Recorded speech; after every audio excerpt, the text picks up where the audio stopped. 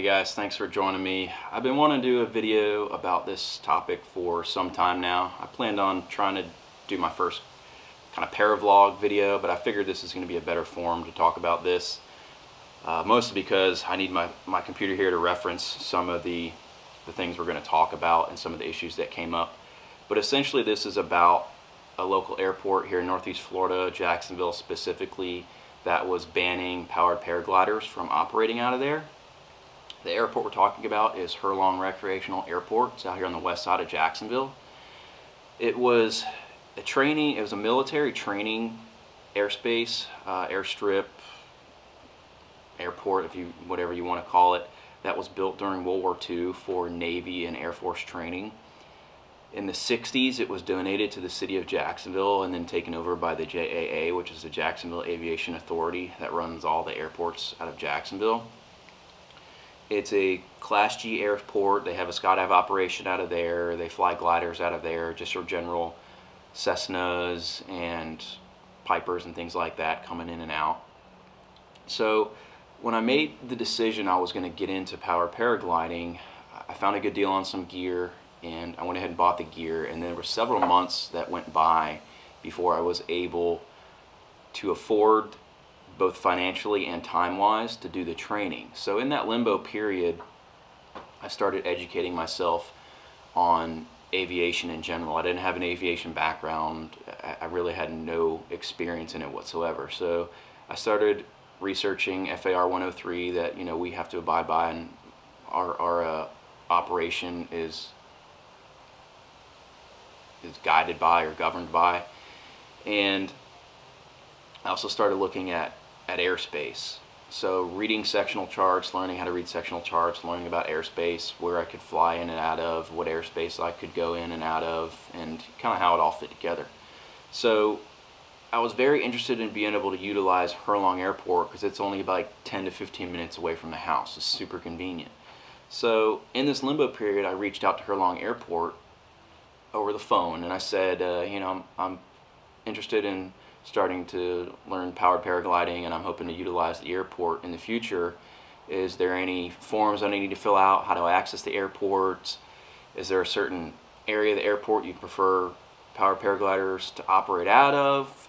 Can I come down there and get a tour of the airport? Somebody can show me around and show me what everything is and all that. And I was pretty much abruptly told that powered paragliders were not allowed to operate out of the airport.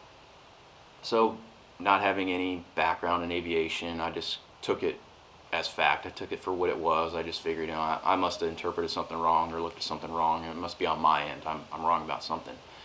So I just kind of left it. I continued my education on aviation and eventually started my training. Got my training down, got several hours of solo flights in, and the more and more I looked at these airspace guidelines and looked into airports where we could not fly out of, I just never found a good reason as to why Hurlong told me I wasn't allowed to fly out of there. So I continued to look into it because I wanted to know for future reference, all right, well, what is it about Hurlong that I can't fly out of there, because per the sectional chart it shouldn't be an issue. So I looked into it and looked into it, and I basically started searching for what are some things that an airport can ban powered paragliders even though the airspace dictates that they're allowed to fly there. And this led me down the rabbit hole of surplus property and grant assurances. Okay, so we talked about how Hurlong was a military facility and donated to the city of Jacksonville. So that makes it, that categorizes it as surplus property per the FAA. So any airport that is accepting FAA funds, has ever in the past accepted funds, is currently accepting funds, or is utilizing surplus property, there's some guidelines that they have to abide by that come with their acceptance of those funds or that property. These things are called grant assurances. Okay, so per the FAA website, surplus property is described as this: the federal government can transfer surplus real and personal property to eligible airport sponsors for airport purposes. This includes military bases that are closed under the Base Realignment and Closure Act. The property is generally transferred at no cost if it is used for airport purposes. This may include non-aeronautical use property that generates revenue for airport operations, maintenance, and development. Okay, so Herlong clearly falls underneath that category of surplus property.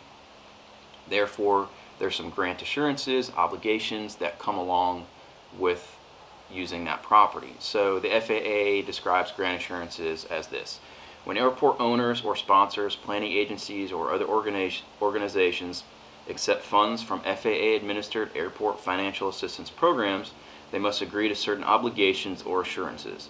These obligations require the recipient to maintain and operate their facilities safely and efficiently and in accordance with specified conditions. So, Herlong being surplus property, they have some conditions they have to abide by. So I started looking into these conditions.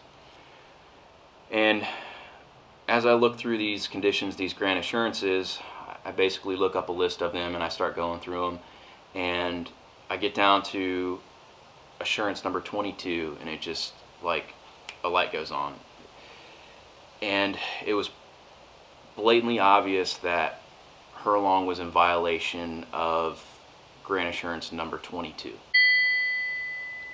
So I called back once I was flying and had some solo time. I called the airport back and I said, hey, I am a powered paraglider pilot and I'm looking to utilize the airport, come fly out of the airport.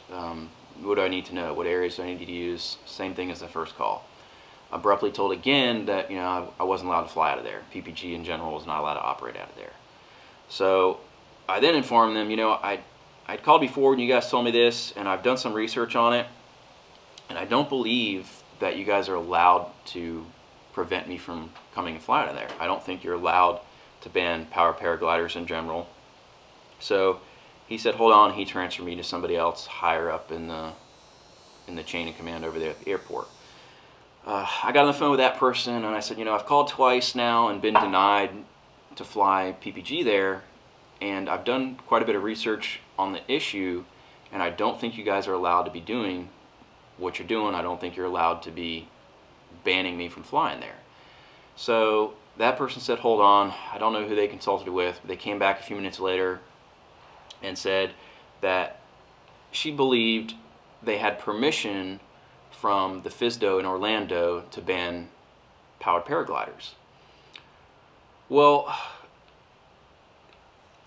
this was possible, so I said, okay.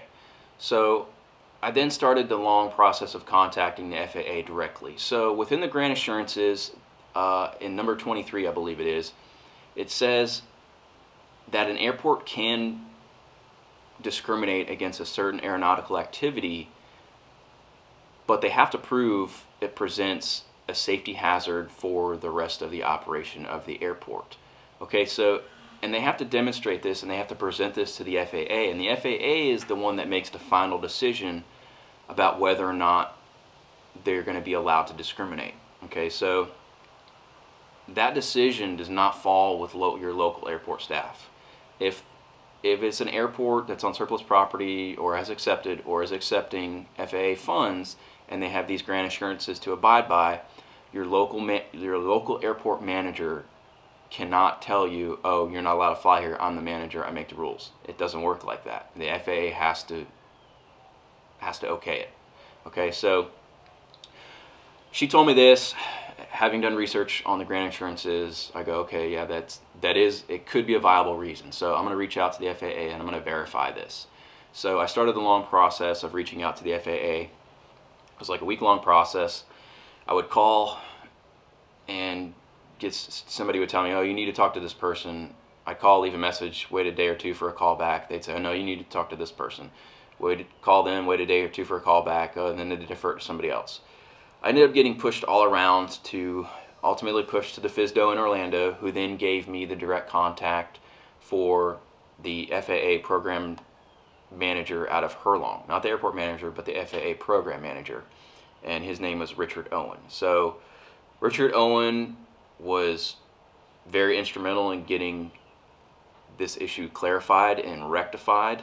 And I spoke to him over the phone and told him what was going on. I said, you know, I I had called there twice, and twice now I've been denied to fly powered paraglider out of there.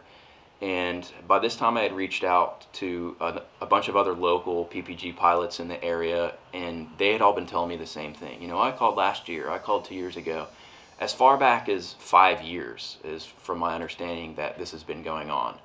So I told him that, and he seemed pretty perturbed, pretty surprised about it. He requested I send him an email with all the information. I sent him an email about, you know, what I was told and when I called, and as well as the information I had got from the other local pilots having being told the same thing up to 5 years back. So within about an hour, I was carbon copied on an email from Richard Owen to the airport manager there at Hurlong. And basically what the email stated is that, hey, we're getting complaints that you guys are preventing powered paragliders from operating out of the airport. Powered paragliding is a protected aeronautical activity, and essentially if you're doing this, you're in violation of your grant assurances. And he said, you know, you can call me if you need to before you respond to this email.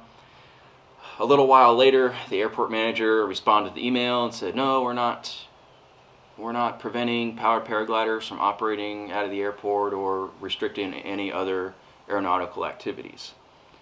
So that was kind of the end of that. I followed up with Richard Owen again about it, and basically told him what my plan of action was going to be, which was going to be to reach out to the airport manager there at Hurlong and try to open up a dialogue with him and set up a meeting with him. So I set up a meeting with him, went out to the airport and sat down with him, met with him, and basically he kind of drove me around the airport, gave me a little tour. We looked at the map of the airport and decided where a good area would be for PPG pilots to operate out of and set up their gear and take off and land, and things about how to get in and out of the gate, whether or not we're going to be able to drive into the airport and drop our gear off, or if we would have to park out in the parking lot and carry all our stuff in.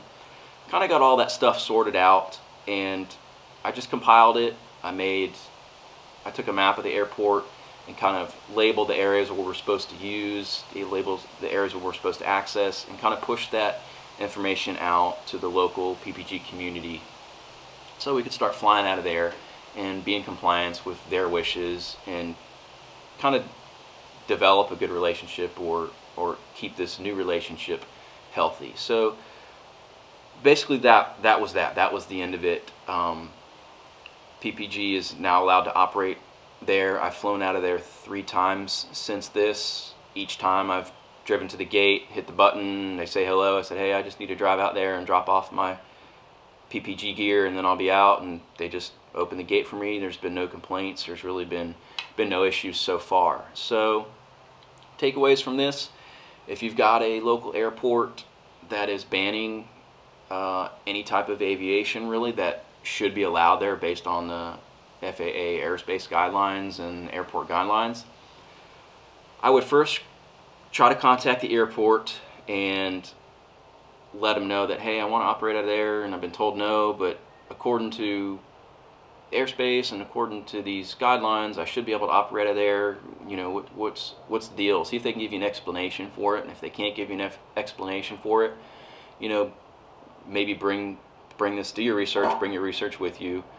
and bring it to them and tell them, look, you know, this is what you're doing, but according to this you're not allowed to be doing that.